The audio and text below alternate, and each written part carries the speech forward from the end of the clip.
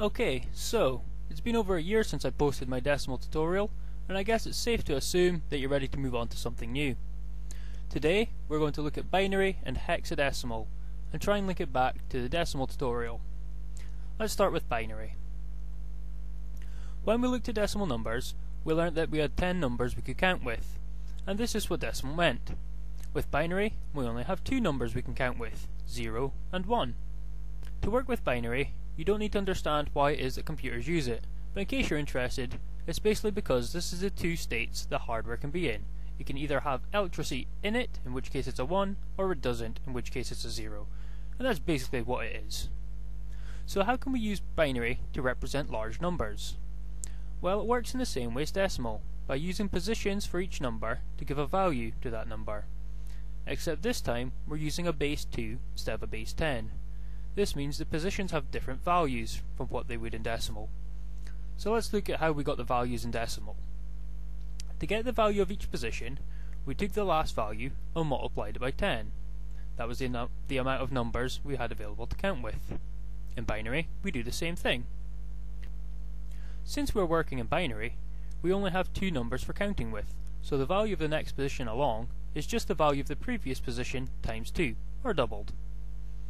This makes the first few values really easy. Going right to left, we have the units, since we always start with the units or the ones. Then we go 2, 4, 8, 16, 32, 64, and 128. So if we want to represent a large number, such as 149 in binary, all we have to do is mark each number we need with a 1, and the rest with zeros. To find out which numbers we need, we subtract the largest number possible that doesn't give us a negative result until we reach 0, and then mark each number we use with a 1, and those that we don't with a 0. In this case, we use 128, 16, 4, and 1. So we mark them with a 1, and the rest with zeros. This gives us the binary number 1001, 0101. To do the reverse and get a decimal number from a binary one, we just add the numbers together which have a 1 in their position, giving us 128 plus 16 plus 4 plus 1, which is 149. So 1001, 0101 in binary equals 149 in decimal. Generally speaking, you won't have to look at binary values with more than 8 digits in them. This is because of the way a computer stores its data. Each 1 or 0 takes up exactly 1 bit of memory, and 8 of these bits are known as a byte. And again, generally speaking, most of the values we are interested in are stored as bytes. With this in mind, we can work out something interesting. Since we are only storing 8 bits to make up our number, and we can only have 1s or 0s in each position, this means the highest possible number we can store with 1 byte is 11111111, which equals 255 in decimal. This can often be handy to know when you're trying to find where data such as lives in a game is being stored, as most games don't allow you to have more than 100 lives, so we'll only use 1 byte to store that data.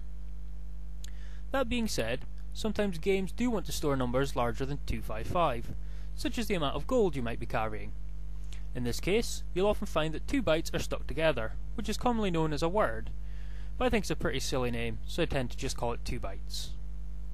With 2 bytes, we can store much larger numbers, because we now have 16 positions for numbers, making our highest number now 65535, or 65,535.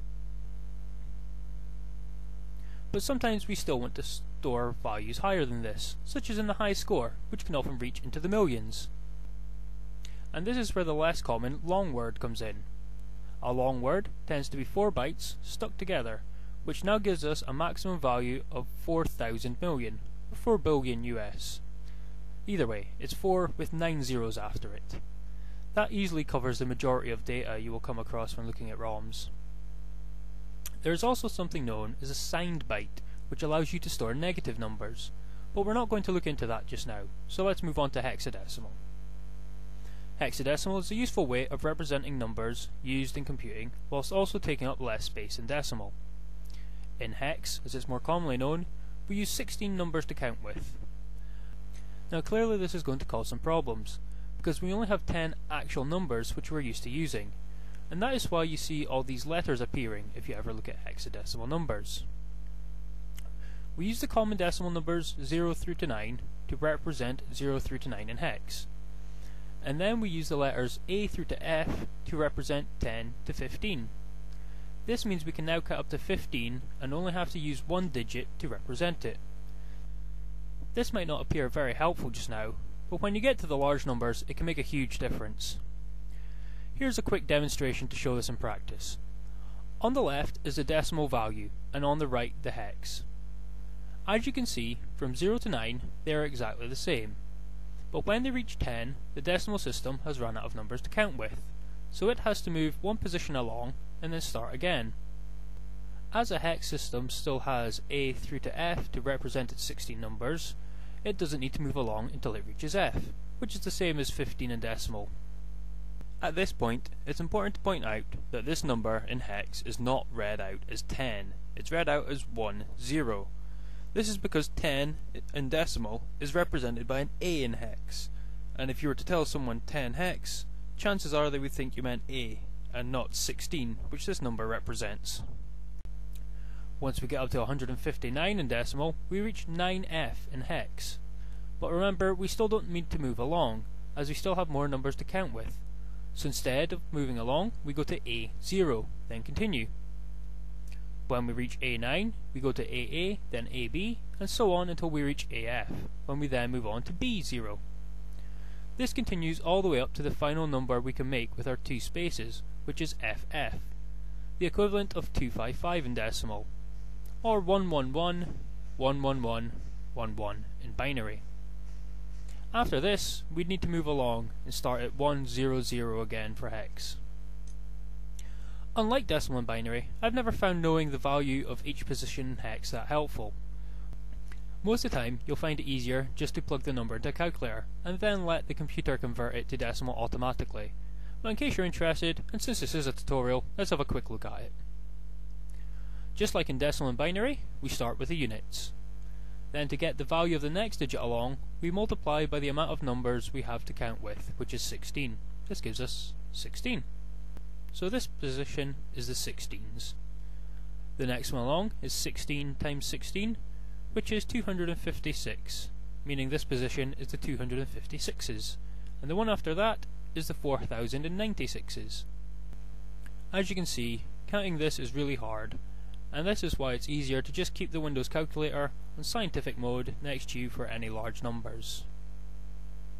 The good news is, 1 byte, or 8 bits, the amount of data we are normally going to work with, displays really nicely in 2 hex digits, since the highest value possible is 255, which equals FF in hex, and it is by no accident that the majority of hex editors display data in 1 byte hex chunks.